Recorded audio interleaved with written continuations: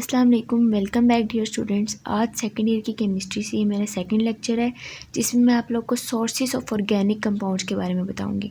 Sources of organic compound यानी organic compound हमें कहाँ कहाँ से मिलता है। ऑर्गेनिक कंपाउंड्स के तीन सोर्सेज हैं, यानी तीन तरीके से ऑर्गेनिक कंपाउंड्स हमें मिलता है।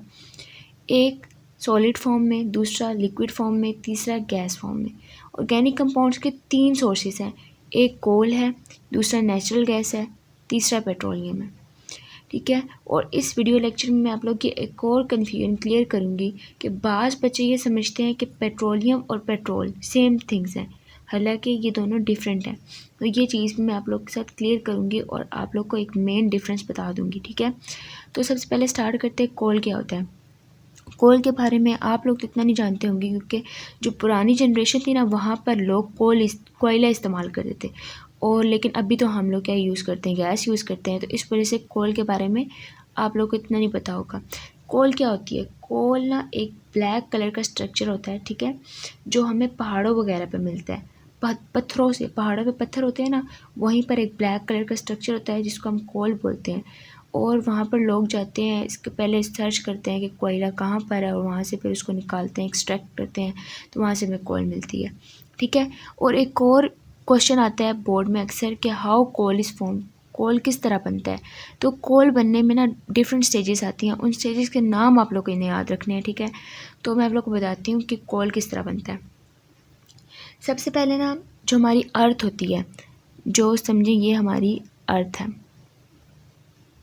ठीक है, इसमें ना प्लांट्स वगैरह ना, जो प्लांट्स थे वो पहले जिंदा थे और उसके बाद वो मर गए। यानी उसकी ये ना रिसर्च से पता चला है कि अर्थ के ऊपर डिफरेंट लेयर्स आहिस्ता आहिस्ता वक्त के साथ साथ बनती गई हैं। उन लेयर्स की वजह से जो ज़िंदा प्लांट्स थे जब वो मरे हैं तो वो ज़मीन के नीचे बिल्ड होना शुरू हो गए हैं। ठीक है, तो आप समझें ये एक प्लांट है, ये प्लांट्स वगैरह हैं और इनको हम लोग वुड बोल रहे हैं। अभी क्या बोल रहे हैं? इनको हम वुड बोल रहे हैं। ठीक है, तो इनको हम लोग वुड बोल रहे हैं। वुड के नीचे भी हमने लिखा है डेड। ठीक है, ये डेड हो गए हैं, डेड प्लांट्स वगैरह। तो अभी इसको हम लोग वुड बोलेंगे। इधर मुख्तलिफ केमिकल रिएक्शन होंगे जिसके रिजल्ट में आगे कोयला भी बनेगा, तो उसकी मुख्तलिफ स्टेजेस हैं, तो मैं आप लोग को बताती हूँ। तो प्लांट है ना, तो प्लांट को भी हम लोग वुड बोल रहे हैं। जब इसके ऊपर ने सबसे पहले किसने एक्ट किया? बैक्टीरिया वगैरह ने एक्ट किया। इसके ऊपर एक्ट किया बैक्टीरिया ने। बैक्टीरिया ने जब इसके ऊपर एक्ट किया तो बैक्टीरियल डिकम्पोजिशन हुई, इन प्लांट्स को डिकम्पोज किया गया और यहाँ पे बैक्टीरिया ने रिएक्शन किया और इसके रिजल्ट में क्या बन गया? पीट बन गया। पीट बन गया। पीट के ये हम लोग, पीट क्या है?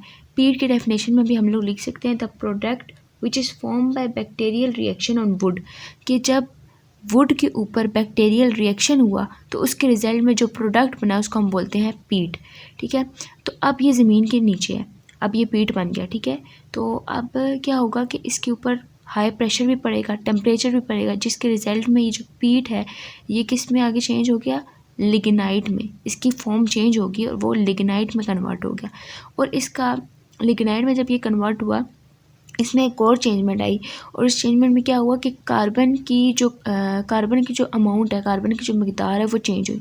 यानी पीट में कार्बन की अमाउंट कम थी और लिग्नाइट में जो कार्बन चेन है उसकी जो मकदार है, कार्बन की जो मकदार है वो ज़्यादा होगी। ठीक है, लिग्नाइट के बाद दोबारा प्रेशर, हाई प्रेशर की मौजूदगी में लिग्नाइट किस में कन्वर्ट हो गया? बिटुमिनस कोल में। बिटुमिनस कोल में लिग्नाइट कन्वर्ट हो गया और उसके बाद जब इसके ऊपर फर्दर हाई प्रेशर अप्लाई किया गया, HP लिख देते हैं यानी short form, high pressure apply किया गया तो ये एंथ्रासाइट में कन्वर्ट हो गया। एंथ्रासाइट क्या है? हार्ड एक स्ट्रक्चर है। ठीक है, और इस एंथ्रासाइट को हम लोग कोल बोलते हैं। ये एक फाइनल प्रोडक्ट हमारे पास मिल गया। तो यही बात है कि अगर हम लोग इसी तरह डेफिनेशंस इनकी लिखना चाहें तो हम लोग ऐसे ही लिखेंगे, the product form by bituminous by applying high pressure or temperature is known as anthracite. तो इसी तरह आप लोग फर्दर डेफिनेशंस खुद बना सकते हैं, इसी तरह बिटुमिनस कोल की बना लें, लिग्नाइट की। ठीक है, तो ये हार्ड, ये किस तरह एंथ्रासाइट हार्ड किस तरह स्ट्रक्चर हुआ? क्योंकि वक्त के साथ साथ आहिस्ता आहिस्ता जो है ना, ये एक दिन का सिर्फ प्रोसेस नहीं है, इसके लिए बहुत साल लगे हैं, बहुत सालों का प्रोसेस है, ठीक है। तो इसके बाद हाई प्रेशर की मौजूदगी में इसके अंदर से कार्बन की मिकदार ज़्यादा होना शुरू होगी। कार्बन की मिकदार ज़्यादा हुई तो फिर इनका स्ट्रक्चर यानी गैस से लिक्विड में कन्वर्ट हुआ, लिक्विड से सॉलिड में कन्वर्ट हुआ, इनका स्ट्रक्चर हार्ड से हार्ड होता गया। तो इस वजह से एंड पे आके जो फाइनल प्रोडक्ट मिली वो हमें एंथ्रासाइड मिली है, जिसको हम कोल बोलते हैं, ठीक है। तो आप लोग को उम्मीद है समझ आ गया होगा कि कोल क्या है, ठीक है। उसके बाद सेकंड वाले है नेचुरल गैस। नेचुरल गैस हम इसको, ये एक गैस है और ये भी सोर्स है एक ऑर्गेनिक कंपाउंड का। नेचुरल गैस तो वैसे बहुत ज़्यादा कॉमन है हमारे लिए, क्योंकि ये हम अपने घरों में भी यूज़ करते हैं। पाकिस्तान में थोड़ी बहुत सस्ती भी है, लेकिन तो इसी वजह से इसको हम लोग घरों में भी इस्तेमाल करते हैं। तो नेचुरल गैस क्या है? नेचुरल गैस है mixture of low boiling hydrocarbon. अब हाइड्रोकार्बन से आपको पता चल रहा है कि हाइड्रोजन और कार्बन, इन दोनों का आपस में लिंक बना होगा, ठीक है, हाइड्रोकार्बन। तो इसमें हमें ये बोला हुआ है कि mixture of low boiling hydrocarbon. Low boiling से मुराद है कि इनमें कार्बन चेन की जो तादाद होगी वो कम होगी, यानी कार्बन चेन छोटी होगी। इसमें हमारे पास सबसे इजी एग्जांपल आ जाती है CH4 यानी मीथेन। तो इसमें इथेन वगैरह भी आएंगे, लेकिन मोस्टली बहुत ज़्यादा मैक्सिमम अमाउंट में मीथेन उधर होता है। तो कभी कभी ये क्वेश्चन भी आता है फेडरल बोर्ड में या फिर किसी और बोर्ड में कि ये जो है कि सिर्फ इसमें मीथेन ही इंक्लूड है या फिर अदर गैसेस भी इंक्लूड है।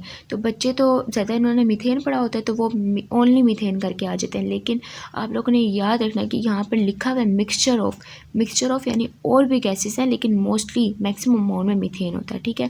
और इसकी एग्जांपल एक CNG भी है। CNG जब कंप्रेस करते हैं हम नेचुरल गैस को तो CNG उधर से बनता है, तो CNG भी इसकी एक एग्जांपल होगी। नेचुरल गैस तो आप लोग को ईजी थी ये, तो आप लोग को पहले से पता थी क्योंकि इसको हम घरों में भी इस्तेमाल करते हैं, ठीक है। उसके बाद थर्ड जो सोर्स है ऑर्गेनिक कंपाउंड का वो पेट्रोलियम है, ठीक है। पेट्रोलियम लिक्विड फॉर्म में होता है, ठीक है। पेट्रोलियम लिक्विड फॉर्म में होता है और ये पेट्रोलियम हमें कहाँ से मिलता है? ये भी अर्थ के नीचे जब एनिमल, ये अर्थ है ना, अर्थ के नीचे जब एनिमल जब डेड हो जाते हैं तो उनकी बॉडी जब ज़मीन के नीचे बिरिड हो जाती हैं तो उसके ऊपर फर्दर डिकम्पोजिशन होती है उनकी, और उसके रिजल्ट में पेट्रोलियम बनता है, ठीक है। तो पेट्रोलियम को हम लोग ना क्रूड ऑयल भी बोलते हैं। तो ये क्रूड ऑयल क्या है? तो ये क्रूड ऑयल यही है कि जब, इसी तरह ही मैंने आपको बताया है कि जब अर्थ के नीचे एनिमल्स वगैरह बिरिड होते हैं तो इनके ऊपर डिकम्पोजिशन होती है, जिसके रिज़ल्ट में क्या बनता है? क्रूड ऑयल बनता है। और जब इसको हम ज़मीन से एक्सट्रैक्ट करते हैं ना, या ज़मीन से निकालते हैं, तो ये उस टाइम रिफ़ाइन नहीं हुआ होता, यानी रिफ़ाइन मतलब कि इसमें बहुत सारे सब्सटेंस एक साथ होते हैं, तो उसको हम लोग क्रूड ऑयल बोल रहे होते हैं, ठीक है। और अभी ये क्रूड ऑयल और पेट्रोलियम में ये फ़र्क है कि क्रूड ऑयल में रिफ़ाइनिंग नहीं हुई हुई थी और पेट्रोलियम में रिफ़ाइनिंग हुई हुई थी। रिफ़ाइनिंग क्या है कि फ्रैक्शनल डिस्टिलेशन मेथड के ज़रिए से जब हम लोग पहले तो क्रूड ऑयल में डिफरेंट सब्सटेंसेस ना मिक्स हुए होते हैं, लेकिन जब हम हर एक सब्सटेंस को अलग अलग करते हैं ना फ्रैक्शनल डिस्टिलेशन मेथड से, तो इसके रिज़ल्ट में प्योर फॉर्म में बन जाता है, इसको हम बोलते हैं पेट्रोलियम, ठीक है। तो इसके ऊपर क्या होती है, जब एनिमल्स वगैरह बिरिड होते हैं तो इनके बाद बायोकेमिकल डिकम्पोजिशन होती है, यानी कोई माइक्रो ऑर्गेनिज्म, छोटे छोटे माइक्रो ऑर्गेनिज्म होते हैं वो, या एनिमल लिविंग ऑर्गेनिज्म से इनको खाते हैं, इनकी डिकम्पोजिशन करते हैं, जिसके रिज़ल्ट में क्रूड ऑयल बनता है, जो रिफ़ाइन हुआ नहीं होता। जब उस क्रूड ऑयल को हम लोग ज़मीन से एक्सट्रैक्ट करते हैं तो वो होता है तो ऑयल की फॉर्म में, लेकिन उसके ऊपर रिफ़ाइनिंग नहीं हुई हुई थी। और फिर जब उसको हम फ्रैक्शनल डिस्टिलेशन मेथड से उसकी रिफ़ाइनिंग करते हैं, यानी हर एक सब्सटेंस को बीच में से अलग अलग करते हैं, तो उसके रिज़ल्ट में जो एक सब्सटेंस बनता है या जिसके रिज़ल्ट में जो प्रोडक्ट बनता है उसको हम बोलते हैं पेट्रोलियम, ठीक है। तो पेट्रोलियम की डेफिनेशन भी मैं आपको दिखा देती हूँ कि mineral oil when it is refined. तो मिनरल ऑयल और क्रूड ऑयल ये एक ही चीज़ है। तो मिनरल ऑयल या क्रूड ऑयल को जब हम रिफाइन करते हैं तो उसके रिज़ल्ट में क्या बनता है? पेट्रोलियम बनता है, ठीक है। अब क्रूड ऑयल को जब हम रिफ़ाइन करते हैं तो उसके रिज़ल्ट में फ्रैक्शंस यही है ना कि जब हम हर एक सब्सटेंस को फ्रैक्शंस में अलग करते हैं तो उसको हम बोलते हैं फ्रैक्शनल डिस्टिलेशन। तो रिफाइन टू गेट फ्रैक्शंस, तो उसको हम फ्रैक्शनल डिस्टिलेशन मेथड बोलेंगे। अब फ्रैक्शनल डिस्टिलेशन पे तो वैसे बहुत बड़े बड़े लेक्चर्स बनते हैं, लेकिन हम लोगों ने वीडियो शॉर्ट की है तो इसके लिहाज से मैं आप लोगों को अभी इस वीडियो में काम बताऊँगी। तो फ्रैक्शनल डिस्टिलेशन, तो इसके बारे में आप लोग ने काफ़ी पढ़ा होगा फ्रैक्शनल डिस्टिलेशन। तो आप लोग की अक्सर पंजाब टेक्स्ट बुक में, KP की टेक्स्ट बुक्स में इसका एक बहुत बड़ा टेबल भी बना होता है लेकिन मैंने तो यहाँ पर एक natural gas, petroleum ether, gasoline motor fuel, kerosene, gas, oil, diesel और एस्फेट। ये जो है ना मैंने ये 7 लिखे हैं, लेकिन यहाँ गैस, ऑयल, डीजल के बाद भी बहुत सारे कंपाउंड्स हैं जो आप लोगों ने खुद करने हैं। तो आप लोग को हिंट मैंने दे दिया, आप लोग पंजाब टेक्स्ट बुक या केपी की टेक्स्ट बुक, हर बुक में टेबल बना होता है, आप लोग वहाँ से हेल्प ले सकते हैं, ठीक है।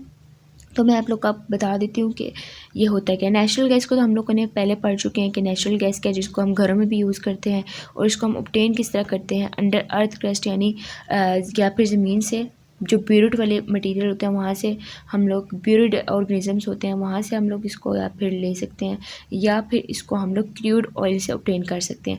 और दूसरा है पेट्रोलियम और ईथर, तो इसको हम लोग सॉल्वेंट के तौर पे यूज़ करते हैं, जबकि नेचुरल गैस को हम लोग घरों में यूज़ करते हैं, ठीक है।